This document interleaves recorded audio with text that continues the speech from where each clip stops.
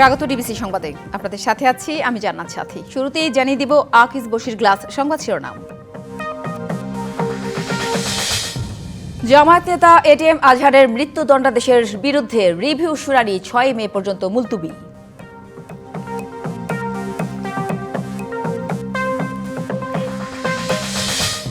জাতীয় ঐকমত্য কমিশনের সাথে আজ তৃতীয় দফায় বৈঠকে যাচ্ছে বিএনপি। সংস্কার নিয়ে দ্রুতই গ্রহণযোগ্য অবস্থায় পৌঁছানোর প্রত্যাশা।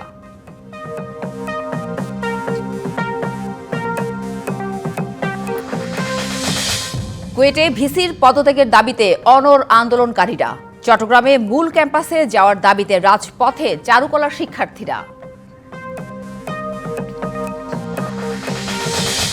কাতারে লাল গালিচা সংবর্ধনা পেলেন প্রধান উপদেষ্টা ডক্টর মোহাম্মদ ইউনূস। 4 দিনের সফরের নেতৃত্ব দেবেন রোহিঙ্গা বিষয়ক সেমিনারে। পোপ ফ্রান্সিসের মৃত্যুতে বিশ্বজুড়ে শোকে স্তব্ধ ক্যাথলিক খ্রিস্টানরা। গির্জায় গির্জায় চলছে প্রার্থনা।